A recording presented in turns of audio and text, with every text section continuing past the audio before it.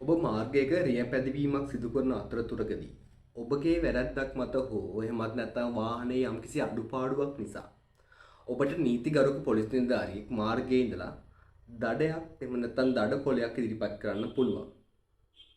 අද අපි කතා කරන්නේ ඔබට දඩ කොලයක් නියම වුණොත් ඔබ මොකක්ද කළ යුත්තේ සහ මේ සම්බන්ධ අනිකුත් කරුණු මේ කියන සමහරක් දේවල් ඔබ නොදැන සිටියා විය හැකි. ඒ නිසා අද වීඩියෝ එක හොඳට බලන්න. අද අපි කතා කරන්නේ දඩ කොල ගැන. මේ තියෙන්නේ මීට දවස් 3කට කලින් ඒ වගේම මට ලැබුණු දඩ කොලයක්. දවස් 3කට කලින් මම යතුරු පැදියෙන් රාත්‍රියේ ගමන් කරද්දී විනයගරුක නීතිගරුක පොලිස් නිලධාරී මහත්මයෙක් මාව නවත්තලා මගේ යතුරු පැදියේ තිරිංග ලාම්පුව එහෙම නැත්නම් බ්‍රේක් ලයිට් වැට් නැහැ කියලා මට දඩ කොලයක් දුන්නා. මේ තියෙන්නේ ඒක. ඔබටත් මේ වගේ ඔබගේ වැරැද්දක් එහෙමත් නැත්නම් ඔබ පදවන වාහනයේ අඩුපාඩුවක් නිසා ඔබට දඩ කොලයක් දෙන්න පුළුවන්. මේ දඩ කොලේ දෙද්දී ඔබගේ වළංගු රියදුරු බලපත්‍රය ඔවුන් ළඟ තබා ගන්නවා. ඒ වෙනුවට මේ කහ පාට කොලේ එහෙමත් නැත්නම් తాවකාලික රියදුරු බලපත්‍රයක් ඔබ වෙත නිකුත් කරනු ලබනවා. ඇත්තටම ඇයි මේ දඩ කොලයක් නිකුත් කරන්නේ සහ දඩ කොලයක් නිකුත් කරන්නේ කුමන හේතුකින්ද? මේ දඩ කොලේම සඳහන් කරලා තිනවා ඔබ කරනු ලබන වැරදි පිළිබඳව. හඳුනා ගැනීමේ තහඩු නොමැතිව ගමන් කිරීම, ආදායම් බලපත්‍රය රැගෙන නොයාම, ආදායම් බලපත්‍ර නීති උල්ලංඝනය, බලපත්‍ර නොමැතිව හදිසි සේවා සහ පොදු සේවා වාහනයක් පැදවීම, බලපත්‍ර නොමැතිව විශේෂ කාර්ය වාහනයක් පැදවීම, ඒ වගේම රියදුරු බලපත්‍රය රැගෙන නොයාම, උපදේශක බලපත්‍රයක් නොමැති වීම, වේග සීමා විධිදඬු උල්ලංඝනය කිරීම මේ වගේ කරුණු කාරණා හින්දා ඔබට දඩ කොලයක් දෙන්න පුළුවන්. අපි කතා කරන්නේ මේ වගේ දඩ කොලයක් දුන්නට පස්සේ ඊට පස්සේ මොකද්ද කරන්න කියලා.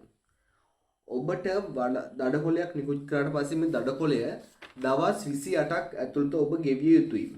ඔබ ගෙවන්නේ රජයේ අනුමත ආයතනයකින් එහෙමත් නැත්නම් තැපැල් කන්තෝරුවකින් වෙන්න පුළුවන්. එහෙමත් නැත්නම් දැන් වර්තමානයේ වන විට GoPay app එකෙන් ඒ වගේ දේවල් වලින් මේක ගෙවන්න පුළුවන්.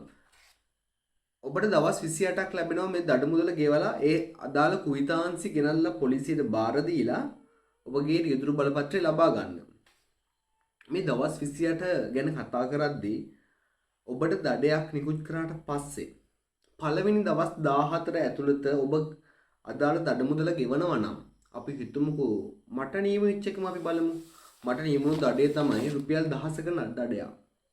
පළවෙනි දවස් 14 ඇතුළත මේ දඩේ මම ගෙවුවොත් මට ගෙවන්න වෙන්නේ රුපියල් 1000ක් පමණයි. ඒ කියන්නේ පළවෙනි සත් දෙක ඇතුළත දවස් 14 ඇතුළත ගෙවුවොත් රුපියල් 1000ක් විතරයි ගෙවන්න ඕනේ. 15 වෙනි දවසේ ඉඳන් 28 වෙනි දවස වෙනකන් අතර කාලය තුල මේ දඩේ ගෙවුවොත් ඔබට මේ මුදල් දෙගුණ වෙනවා. ඒ කියන්නේ රුපියල් 1000 දඩේ රුපියල් 2000ක් ගෙවන්න ඕනේ. දවස් 28න් පස්සේ මෙය මහේස්ත්‍රාත් අධිකරණයෙන් නඩුවක් බවට පත් වෙනවා. මේක තව දෙයක් කතා කරන්න ඕනේ. මේ දවස් 14 එහෙමත් නැත්නම් දවස් 28 ගණනය කරන්නේ අපි හිතමුකෝ ජූනි 1 වෙනිදා තමයි ඔබට මේ දඩේ නිකුත් කරන්න කියලා.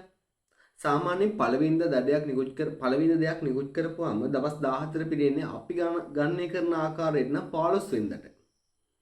හැබැයි මේ දඩ නිකුත් කිරීමේදී මේ වැරැද්ද කරපු දිනයත් ඇතුළත තමයි ගණනය කිරීම සිදු කරන්නේ. ඒ කියන්නේ පළවෙනිදා නිකුත් කරා නම් පළවෙනිදාත් එක් දිනයක් ලෙස ගණන් කරගෙන තමයි 1 2 3 මෙහෙම ගණන් කරලා තමයි දවස් 14 ගණන් කරන්නේ.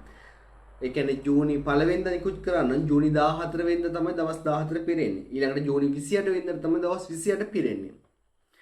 මේ ආකාරයට ඔබ රජයේ අනුමත ආයතනයේ පරිසලේකම් කාර්යාලයක් එහෙම නැත්නම් තැපැල් කන්තෝරුවකින් ගෙවන දඩ මුදලේ අදාළ කුයිතාංශ පත ඔබ එම පොලිසියට ගෙනවිත් බාර දීලා ඔබගේ රියදුරු බලපත්‍රය ලබා ගන්න පුළුවන්. එහෙම නැත්නම් වෙන්නේ මේ මහේස්ත්‍රාත් අධිකරණයේ නඩුවක් බවට පත් වෙන එක. විශේෂයෙන්ම කියන්නේ මගතොටදී හම්බෙලා මේ වගේ දේවල් ගොඩින් බේර ගන්න යන්න එපා. ගොඩින් බේර ගන්න කියන්නේ අල්ලසක් ලබා දීම සහ අල්ලසක් ප්‍රදානය කිරීම කියන වැරදි දෙකම මහා පරිමාණ වැරදි. මේ දෙකම සිරගත වීම පවා සිදුවිය හැකියි. ඒ නිසා ඒ වගේ දේවල් වලට යන්නේ නැතුව ඔබට හැකිම දේ සුදුසුම දේ තමයි වැරද්දක් නොකර සිටීම. එහෙම වැරද්දක් සිදු වුණා නම් ඔබට අයිති දඩය එහෙමත් නැත්නම් දඩ මුදල ඒ ගෙවලා ඒ වැදගත් විදිහට ඔබ ශ්‍රීදුරු මහත්මයෙක් විදිහට මේ ගමන යන එක තමයි හොඳම දේ. ඔබටත් දඩයක් නියම වෙන්න පුළුවන්.